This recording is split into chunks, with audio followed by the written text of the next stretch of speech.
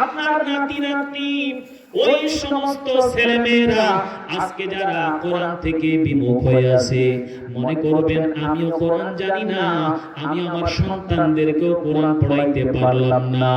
আপনিও দুনিয়ার জমিন থেকে বিদায় নিয়ে চলে যাবেন, আপনার ওই সন্তানগুলো জেনারেল শিক্ষায় শিক্ষিত হওয়ার কারণে, আমল আখলাক আকীদা তাদের মধ্যে না থাকার কারণে আপনার জন্য দোয়া খায়রও করতে পারবে না। কারণ খেয়াল করে দেখবেন, একজন হাফেজে কোরআন বেশি কিছু যদি না পারে, আপনার মৃত্যুর সময় কিন্তু জানাজায় শরীক হয়ে জানাজাটা দিতে পারবে।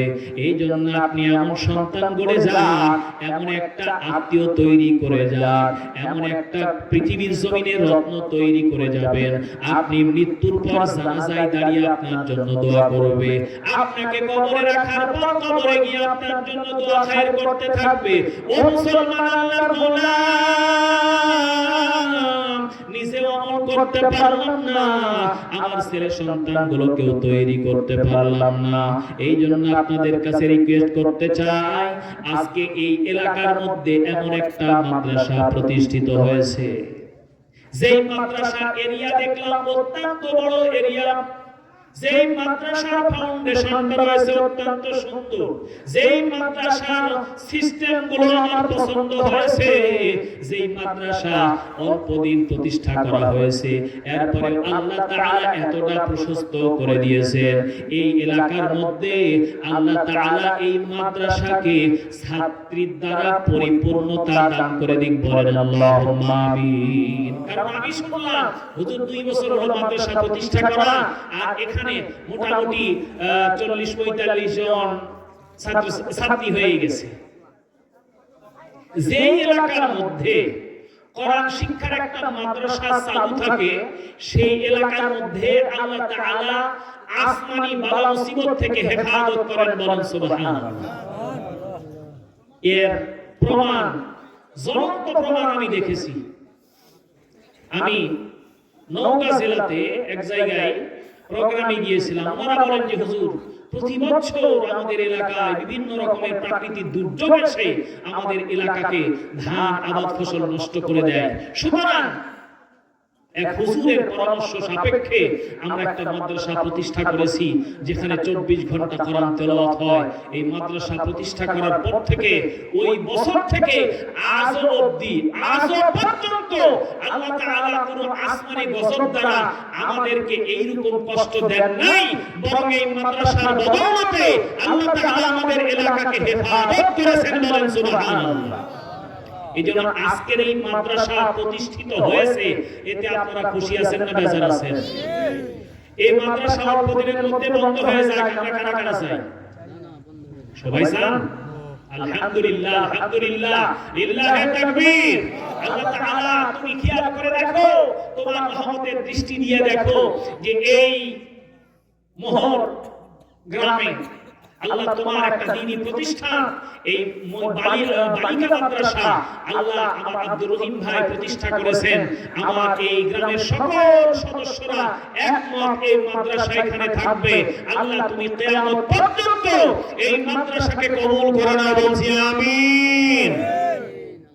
মুসলমান ভাই, এই জন্য আমি আপনাদের কাছে যে বলতে চাই, আল্লাহ রাব্বুল আলামিন এই দুনিয়ার জমিনে একমাত্র হাতিয়ার হলো আল্লাহর কোরআন, দ্বিতীয় নাম্বার হাতিয়ার হলো রাসূলের সুন্নাহ। খন্দকের যুদ্ধের সময় কাফের মুশরিকদের সংখ্যা ছিল 60,000 আর মুসলমানদের সংখ্যা ছিল মাত্র 60 জন। এই রকম অবস্থাতে খালিদ নামক একজন সাহাবীকে সেনাপতি নিযুক্ত করে দেওয়া হলো। খালিদকে বলা হলো, খালিদ, তুমি যে ইয়ারমুকের যুদ্ধে ওই কাফের মুশরিকদের সঙ্গে যুদ্ধ করতে যাও, এই যুদ্ধের ময়দানে তাদের সংখ্যা 60,000 আর মুসলমানের সংখ্যা মাত্র 60 জন, তুমি কেমন করে জয়লাভ করবা? মুসলমানদের অন্তরের মধ্যে, দিলের মধ্যে আল্লাহর কোরআন থাকার কারণে তাদের অন্তরে বিশ্বাস রয়েছে।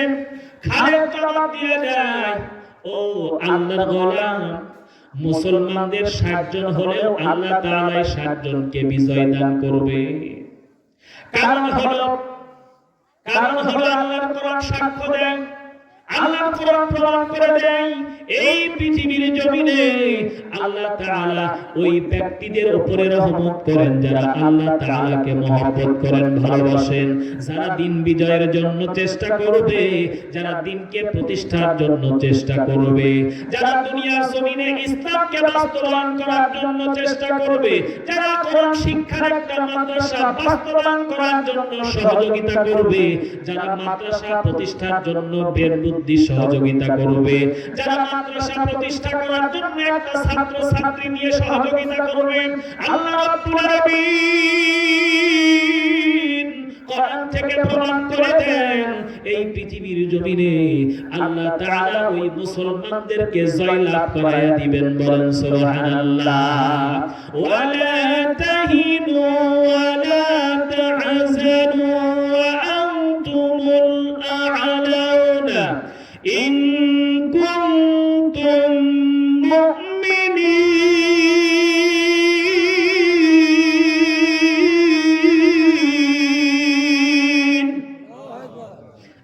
খালেদ সঙ্গে সঙ্গে জবাব দিয়ে দিল, আমার আল্লাহ রাব্বুল আলামিন আমাকে যে কোরআন দান করেছেন, এই কোরআন হলো আমার একমাত্র শক্তি। দ্বিতীয় নম্বরের শক্তি হলো রাসূলের সুন্নাহ। কারণ বিশ্বনবী বলেন, যেই দিলের মধ্যে ঈমান থাকবে ওই দিলটা হলো জিন্দা দিল, আর যেই দিলের মধ্যে ঈমান থাকবে না ওই দিলটা হলো মুর্দা দিল। সুতরাং আমি ৬০,০০০ মুসলমান নিয়ে যুদ্ধের ময়দানে যাব, ৬০ জন মুসলমান নিয়ে, কাফেরদের ৬০,০০০ সংখ্যায় ৬০,০০০ হলে হবে না। তার কারণ তারা হলো বেঈমান, তাদের মধ্যে ঈমান নাই, আর যার মধ্যে ঈমান নাই সে হলো মুর্দা। কারণ কবরস্থানে গিয়া যখন আপনি কবরবাসীদেরকে ডাক দিবেন, তারা কোনো অবস্থাতেই কবরের ময়দান থেকে কিন্তু সাড়া দিতে পারবে না, কারণ তারা মারা গেছে। মহান মানুষ কোনো সময় সাড়া দেয় না। এই জন্য বিশ্ব নবী বলেছেন, যার দিলের মধ্যে ঈমান থাকবে সেই দিলটা হলো জিন্দা দিল, আর যার দিলের মধ্যে ঈমান নাই ওই দিলটা হলো মুর্দা দিল। সুতরাং আমরা মুসলমান হলো ৬০ জন জিন্দা, আর ৬০,০০০ হলে চলবে না। তারা সবাই কাফের, তারা সবাই বেঈমান, তারা সবাই মুর্দা, তাদের সঙ্গে জিহাদ করা আমরা ৬০ জন মুসলমানের পক্ষে কোনোভাবে অসম্ভব নয়। বলেন সুবহানাল্লাহ। এই জন্য তাদের দিলের তামান্না, তাদের দিলের মহব্বত আল্লাহ ও রাসূলের প্রতি ছিল বিধায় তারা দুনিয়ার জমিনে জয়লাভ করেছে। আল্লাহ তাদেরকে সফলতা দিয়েছেন, দুইটা জিনিস হাতিয়ার স্বরূপ ব্যবহার করেছে, একটা হলো আল্লাহর কোরআন, দ্বিতীয়টা হলো রাসূলের সুন্নাহ। এই জন্য মুসলমান ভাই, আপনাদের কাছে আমি রিকোয়েস্ট করতে চাই, আজকে দুনিয়ার জমিনে এই মাদ্রাসাগুলোতে এই কোরআন সুন্নাহ দুইটা জিনিসকেই কিন্তু শিক্ষা দেওয়া হয়। আব্দুর রহিম ভাই বলেছেন, এই দুনিয়ার জমিনে অনেক মা বোন যারা আছে দুনিয়ার জমিনে চলতে গিয়া, দুনিয়ার জমিনে চলতে ফিরতে কত রকমের বেউসুরি কাজ করে বসেন।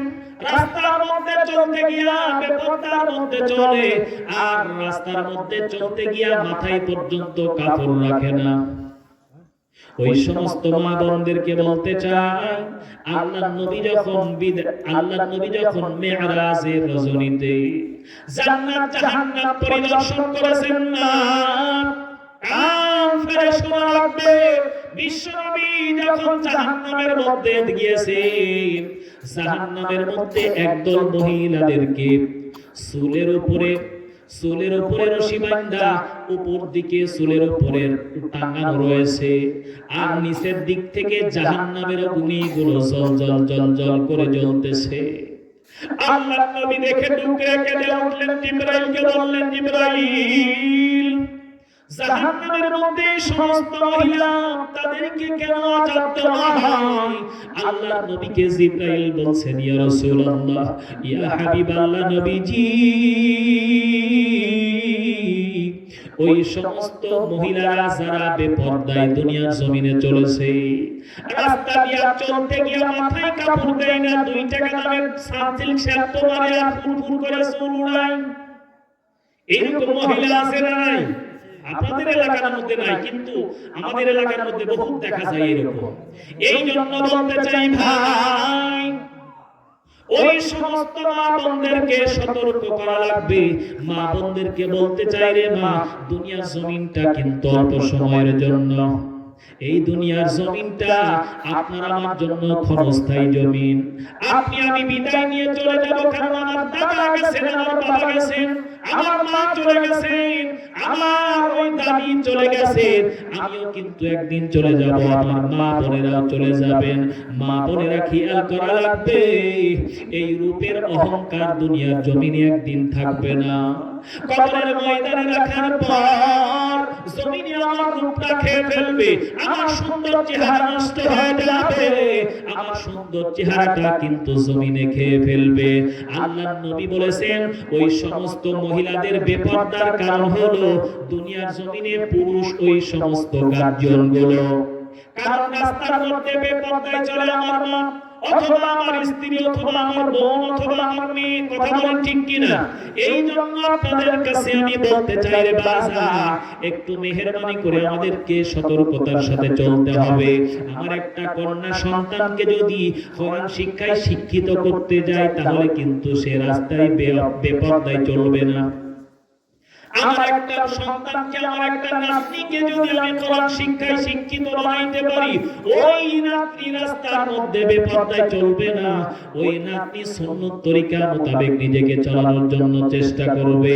এই জন্য আমি আপনাদেরকে বলতে চাই, আল্লাহ রাসূলের কতখানি মহব্বত করা দরকার, কতখানি সুন্নতের পায়রবি করা দরকার। সুলতান নুরউদ্দিন যখন মদিনার জমিনে ওই দুইজন লোকের টার্গেট পেয়েছে, মদিনার মসজিদের ভিতরে দুইজন লোক অবস্থান করতেছে, এই দুইজন লোকের কথা আপনাদের স্মরণ আছে না? আছে নাকি? সুলতান নুরউদ্দিন মদিনার মসজিদে পদার্পণ করলেন, গেট থেকে দেখলেন দুইজন এইরকম নামাজি ব্যক্তি নামাজের মুসল্লায় দাঁড়িয়ে নামাজ আদায় করতেছে। এরপরে সুলতান নুরউদ্দিন ডাকলেন, ও ভাইজান, তোমরা একটু আমার সামনে আসো। সামনের দিকে ডেকে নেওয়া হয়েছে। এরপরে তাদেরকে তাদের চেহারার দিকে টার্গেট করে দেখলেন যে বিশ্বনবী স্বপ্নযোগে যেই দুইজন লোকের চেহারার বর্ণনা দিয়েছেন, নীল চক্ষু বিশিষ্ট দুইজন লোক, এই দুই লোকের চেহারার উপরে নজর পড়েই সুলতান নুরউদ্দিন সঙ্গে সঙ্গে চমকে উঠেছেন, আল্লাহ তুমি মাফ করে দাও, বলেন আমিন। মুসলমান ভাই, সুলতান নুরউদ্দিন জিজ্ঞাসা করলেন, কে তোমরা, কোথা থেকে এসেছো, কোথায় তোমাদের বাসা, কেন তোমরা মদিনার জমিনে এসেছো? এবার তারা বললেন, আমরা আল্লাহর নবীকে অত্যন্ত মহব্বত করি। মদিনার জমিনে আসার পর, আল্লাহর নবীর রওজা জিয়ারত করার পর আমরা আল্লাহর নবীর মহব্বতে আর মদিনার জমিন ছেড়ে যেতে পারি নাই। আল্লাহর নবীকে অত্যন্ত মহব্বত করি, আল্লাহর নবীকে অত্যন্ত ভালোবাসি। আল্লাহর নবীকে মহব্বত করার কারণে আজকে আমরা মদিনার জমিন ছেড়ে যেতে চাই না। আমরা মনে মনে ভেবেছি সারাটা জিন্দেগি এই মদিনার মসজিদের মধ্যেই কাটায় দিব, মদিনার জমিনের মধ্যে আমরা সারাটা জীবনটা কাটাইতে চাই, এই জন্য আর যেতে চাই না। এবার সুলতান নুরউদ্দিন তিনি বুঝতে পারলেন তাদের মনের ভাব ধারণা। বারবার করে টর্চারিং করে, তোমরা সত্য কথা বলো, কেন তোমরা এখানে অবস্থান করো। এক পর্যায়ে তারা যখন মিথ্যা কথা বলেছে, এইরকম অবস্থাতেই সুলতান নুরউদ্দিন বললেন, তাদের জায়নামাজটা একটু উঠাও। জায়নামাজটা উঠানো হলো, তাদের কাছে কার কাছে কি আছে সবগুলো দেখা হলো। জায়নামাজের নিচে দেখা হয় একটা চাটাই সুন্দর করে বিছানো আছে, চাটাইটা উঠানো হলো। এরপরে চাটাইটা উঠানোর পর দেখা হলো ছোট্ট একটা গর্ত, সেই গর্তের মুখের মধ্যে বিশাল একটা পাথর সুন্দর করে লাগিয়ে দেওয়া আছে।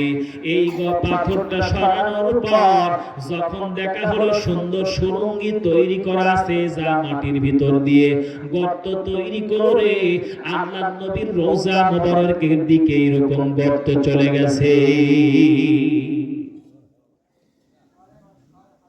এবার সুলতান নুরউদ্দিন জিজ্ঞাসা করলেন, কেন তোমরা এরকম কাজ করেছো, কোথা থেকে এসেছো?